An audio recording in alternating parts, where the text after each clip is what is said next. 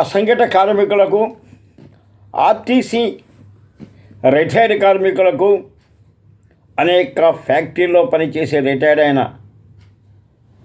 Retired కార్మికులకు నా హృదయపూర్వక నమస్కారాలు. మేము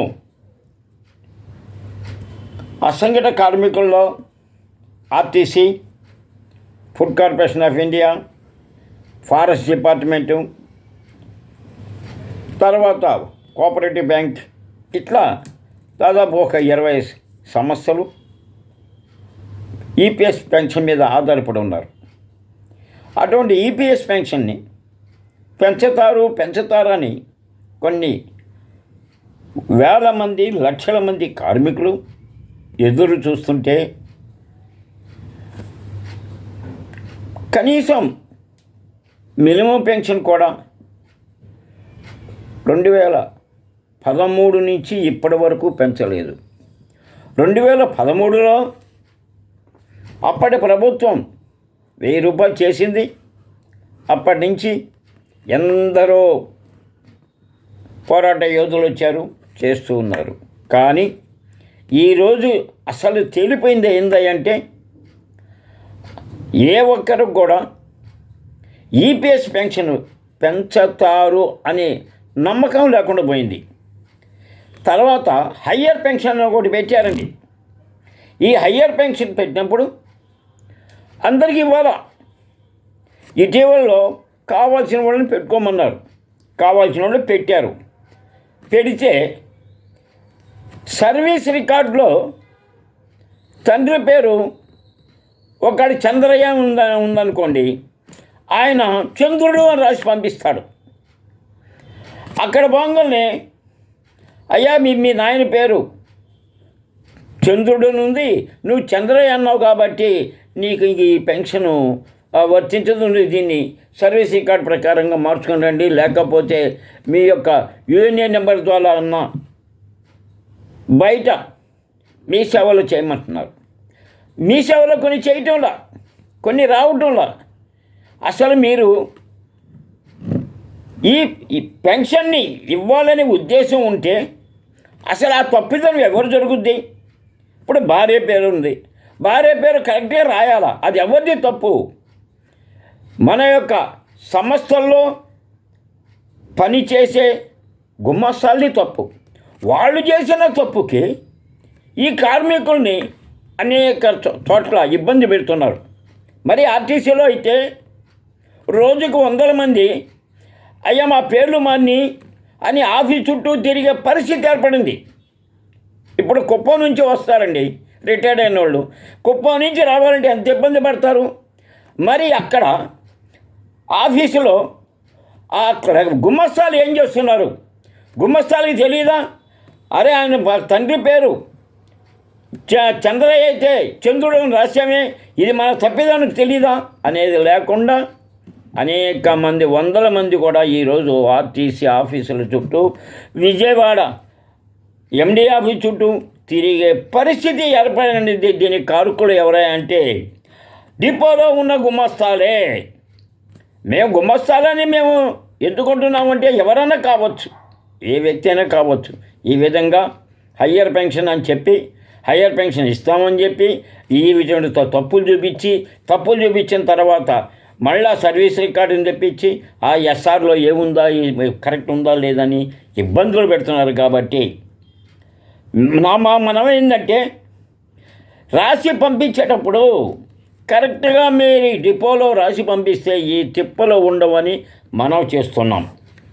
తర్వాత మాకు ఆర్టీసీలో అనేకమైన సమస్యల మీద అనేక పోరాటాలు చేసాం. 2009 నుంచి నేటి వరకు వయసు కూడా అయిపోతూ ఉంది.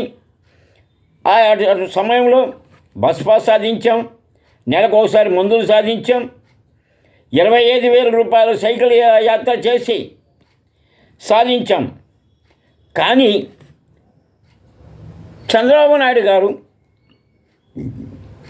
ఎన్నికల సమయంలో కడపలో వచ్చిన తర్వాత రఘునాథ్ రెడ్డి అనే వ్యక్తి ఒక మెమోరాండం ఇచ్చారు. అయ్యా మేము కొంతమందిమే ఉండేది 2014 వరకు, అందరూ మరణించారు. ఏదో కొంతమంది ఉన్నారు, వాళ్ళకి 1000 రూపాయలు ఈపీఎస్ పెన్షన్ వస్తుంటే చాలకుండా బతుకులతో అల్లాడిపోతున్నారని ఆ రోజు ఎన్నికల సమయంలో కడపలో అడగ్గా మన గౌరవనీయులైన నారా చంద్రబాబు నాయుడు గారు, నా ప్రభుత్వం వస్తే మీకు ఆ విషయాన్ని సాల్వ్ చేస్తానని చెప్పి ప్రభుత్వం వచ్చింది. దాదాపు 6 నెలలు లేదా 5 నెలలు అయింది. వచ్చిన కాడి నుంచి ఆర్టీసీకి కార్మికులకు ఇచ్చిన మాట మర్చిపోయినారు. ఈ విషయానికి మేము ఆగస్టులో ఆయన ప్రభుత్వంలో ఉండగా మీరు మీ సమస్యలు ఏమైనా ఉంటే మాకు లెటర్ ద్వారా రాయండి అని చెప్పారు. మేము మా సమస్యను మేము ముఖ్యమంత్రి గారికి పంపించాం. ఆగస్టు నెలలో పంపిస్తే ఆగస్టు 12వ తారీఖున మాకు లెటర్ వచ్చింది. ఏమనంటే, మీ సమస్య పరిష్కారం కొరకు మీ ఎండీ గారికి పంపించాము, అక్కడ పోయి మీరు మీ సమస్యని పరిష్కరించుకోమని అన్నారు. ఏమండి, ఎండీ గారు పరిష్కరించే పని అయితే ఎండీ గారికి ఈరోజు గవర్నమెంట్ అని చెప్పి ఎండీ గారిని మీరేమి చేయొద్దు, ఏదైనా చేయాలంటే మేమే చేస్తామని చెప్పి ప్రభుత్వం పరం అయిన తర్వాత మీరు చేయాల్సింది పోయి వాళ్ళకి ఇస్తే, మరి ఎన్నికలలో ఆడవాళ్ళకు మాత్రము ఉచిత బస్సు పాస్ అన్నారే, మరి తెలంగాణలో ఇచ్చారే, కర్ణాటకలో ఇచ్చారే, ఇక్కడ కూడా మీరు ఇస్తానన్నారే. ఆడవాళ్ళకి మరి బస్సు పాస్ మాత్రం మీరు మంత్రిమండలిలో చర్చించి మీరు నిర్ణయం తీసుకోవచ్చు. కానీ కార్మికుడికి సూపర్ లగ్జరీలో ప్రయాణించటానికి మీ చుట్టూ, ఎండి గారి చుట్టూ, ఆఫీసుల చుట్టూ తిరిగి తిరిగి తిరిగి తిరిగి మా వయసు అయిపోయిందండి. గతంలో 2 రాష్ట్రాలు ఉన్నప్పుడు మేము 2 రాష్ట్రాల్లో ఉచిత ప్రయాణంగా పోయేస్తుండాం. కానీ రాష్ట్రాలు విభజన తర్వాత విభజన సమయంలో మీరు ఏమి పెట్టుకున్నారో మాకు తెలియదు. ఆస్తులు మటుకు మాకు రాలేదని నేను అనుకుంటున్నారు. మరి మేము ఉభయ రాష్ట్రంలో ఉన్నప్పుడు మేము పనిచేసాం కదా, మరి ఆ రాష్ట్రంలో మేము బస్సులో ఎక్కితే ఎక్కకూడదు అంటున్నారు. ఆ రాష్ట్రం వాళ్ళు ఇక్కడికి వచ్చి బస్సు ఎక్కితే ఎక్కకూడదు అంటున్నారు. ఏమండి, మేము అదే బస్సుల్లో పనిచేసాం కదా, మేము బస్సుల్లో ఎక్కి ఉచితంగా పోవడానికి అబ్జెక్షన్ చేశారు. కాబట్టి దాన్ని కూడా 2 రాష్ట్రాలకి మేము మెమోరాండాలు పంపించాం. అటు రేవంత్ రెడ్డి గారికి మరియు ఇటు చంద్రబాబు నాయుడు గారికి. ఇవి ప్రభుత్వాలు చేయాల్సిన పనులు.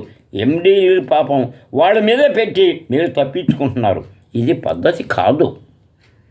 ఎందువల్ల అంటే మీరు అన్నిటికీ ఉచిత బస్సు పాసులు వాటికి మటుకు మీ యొక్క మంత్రిమండలిలో సాల్వ్ చేసిన తర్వాత రిటైర్డ్ అయిన కార్మికులకు సూపర్ లగ్జరీలో పోవడానికి మాత్రం అవతల వాళ్ళకి పోయి వాళ్ళని కలవండి అన్నారే. మరి ఎంతవరకు ఇది న్యాయము, ఎంతవరకు ధర్మం? మేము అనేక సంవత్సరాలుగా మేము రిటైర్డ్ అయిన కాడి నుంచి మేము పోరాటం చేస్తూనే ఉన్నాం, మెమోరాండాలు ఇస్తూనే ఉన్నాం. అసలు మా సమస్యలు పరిష్కారం అవుతాయా కాదా అనేది ఒక సంసిద్ధంలోకి వచ్చిన పరిస్థితి వచ్చింది.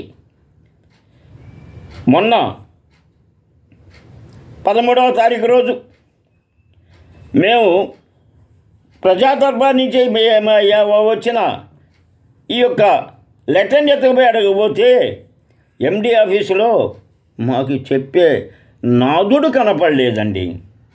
మరి మాకు ఎందుకండి మీ ప్రజా సదస్సులో మీ సమస్యల పరిష్కారం కొరకు అయిపోయింది, మీ సమస్యలు మీపై ఏమైనా తెలుసుకోవాలంటే ఆఫీసులో కలవమని ఒక లెటర్ ఎందుకండి మాకు ఇవ్వటం?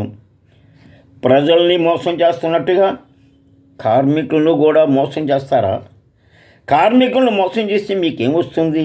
ఆ కార్మికులు ఓట్లు వేస్తే కదా ఈరోజు మీరు ప్రభుత్వానికి వచ్చింది. కాబట్టి కార్మికులారా, నేను రిటైర్డ్ అయిన కాడి నుంచి అనేకమైన సమస్యలతో 2009 నుంచి ఇటీవల కొన్ని యూనియన్ల మధ్యలో రిజిస్టర్ చేసుకున్నారు.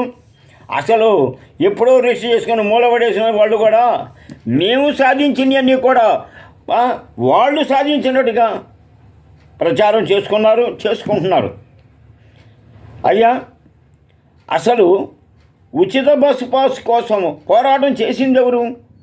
ఇంటర్ స్టేట్కి తిరగటానికి పోరాటం చేసింది ఎవరు? అసలు ఫునరల్ ఎక్స్పెన్సెస్ ఇవ్వమని పోరాటం చేసింది ఎవరు? తర్వాత మాకు నెలకొకసారి మందులు ఇవ్వండి, ప్రతి వారానికి తిప్పుతుంటే రిటైర్డ్ కార్మికులు తిప్పుతుంటే మాకు నెలకొకసారి మందులు ఇవ్వండి అని అడిగింది ఎవరు? ఇప్పించింది ఎవరు? వీటి కోసం పోరాటం చేసింది ఎవరు? మేము చేసాం. 10 మందికి చెప్పుకోవటంలా, మాకు అవసరంలా. మేమేమైనా 10 మంది దగ్గర చందా డబ్బులు తీసుకొని వేలకు వేలు వసూలు చేసుకొని వేలకు వేలు తిని మేమేమి ప్రజలకి ఏదో మేము చేస్తున్నామని చెప్పుకోవాల్సిన అవసరం. మేము ఆర్గనైజేషన్ మొదలుపెట్టి కానించి ఈరోజు కార్మికుడు అనుభవిస్తున్న ప్రతి సమస్యని, ప్రతి ఒక్క రాయితీని మేము సాధించాం. ఈరోజు సూపర్ లగ్జరీ కోసం, జీవన భృతి కోసం తిరుగుతున్నాం. మా వయసు 78 సంవత్సరాలు అయిపోయింది.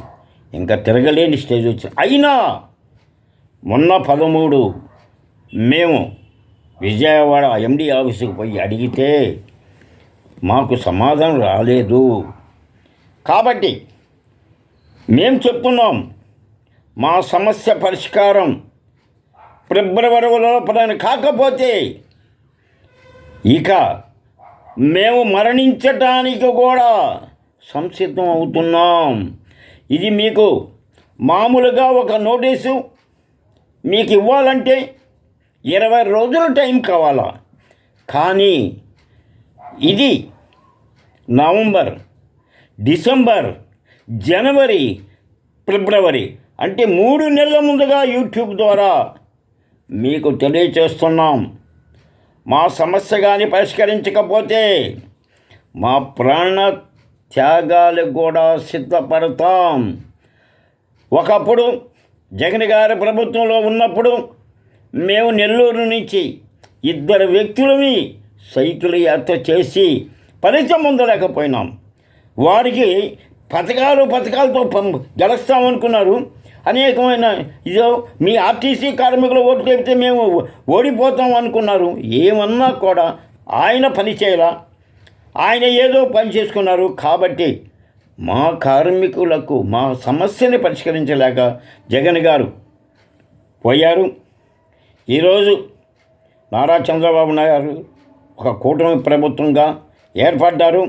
కార్మికులకు మీరు ఇచ్చిన వాగ్దానాన్ని, జీవన భృతిని, 1000 రూపాయలతో బతకలేక అనేక ఇబ్బందులు పడుతున్న ఆర్టీసీ రిటైర్డ్ కార్మికులకు, అసంఘటిత కార్మికులకు కూడా జీవన భృతిని ఇవ్వండి. గత ప్రభుత్వంలో పెన్షన్ అన్నారు. ఆ పెన్షన్ ఇస్తూ అయ్యా నువ్వు 300 యూనిట్లుగా జరిగింది, మీ ఇంటికి నీకు ఈ ఇల్లుంది, లేకపోతే మీ తాతయ్యతో పొలం ఉంది. మా తాతయ్య పొలం ఉంటే మా తాత కాడ ఉంటుంది, మా నాయన కాడ ఇల్లు ఉంటే మా నాయన కాడ ఉంటుంది. బిడ్డలు పుట్టిన తర్వాత బిడ్డల్ని బయటికి పంపించేసి బిడ్డల్ని బతకమన్నప్పుడు 300 యూనిట్లు కాలితే పెన్షన్ రాదా? ఏమి ధర్మం అండి ఈ ధర్మం. కాబట్టి ఇప్పుడు మళ్ళీ ఒక ఆయన 200 యూనిట్లు కానీ ఎన్నికలలో చెప్తున్నారంట. మరి 200 యూనిట్లు కానీ అయితే మీకు ఏం లేదని అంటున్నారంట. కాబట్టి ఇట్ట ఆశ పెట్టి కార్మికుడు ఎదురు చూస్తాడు, కార్మికుడు న్యాయం కోసం పోరాడతాడు, కార్మికుడు ఇస్తే చేయజాబుతాడు. అటువంటి కార్మికులకు అన్యాయం చేయొద్దండి. మీరు ఇస్తాన్న జీవన భృతి ఇవ్వండి. ఆల్ట్రాల్ని రద్దు చేసి సూపర్ లగ్జరీ పెట్టారు కాబట్టి సూపర్ లగ్జరీ ఉచిత ప్రయాణ సౌకర్యం కల్పించండి. మీ యొక్క కూటమి ప్రభుత్వంలో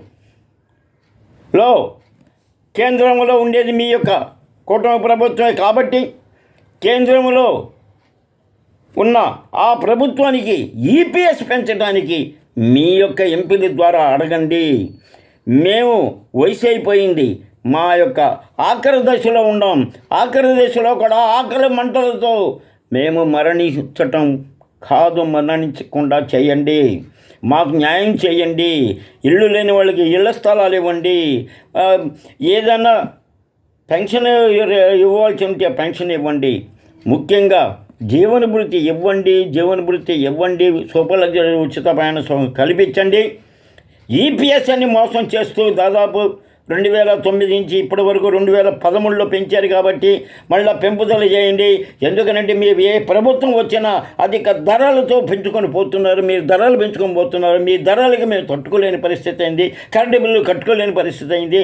ఆఖరికి ఏ పెట్రోల్ కూడా మేము పోసుకోలేని పరిస్థితికి వచ్చాం. కాబట్టి ఇవన్నీ మీ దృష్టిలో పెట్టుకొని ఇటు నారా చంద్రబాబు నాయుడు గారు కానీ గౌరవనీయులైన మీరు మాకు న్యాయం చేస్తారని అక్కడ మన రేవంత్ రెడ్డి గారు కానీ వారు కూడా మా యొక్క 2 రాష్ట్రాల యొక్క ఉచిత ప్రయాణ సౌకర్యం కోసం మేము పెట్టిన మెమోరానికి మీరు సహకరిస్తారని, మాకు ధర్మం చేస్తారని ఆశిస్తూ ఫిబ్రవరి ఆఖరు 28వ తారీఖు లోపల సెలవు కాకపోతే ప్రాణ త్యాగానికి కూడా సిద్ధపడతామని ముందుగానే మీకు తెలియచేస్తూ విరమిస్తున్నాను. నమస్తే.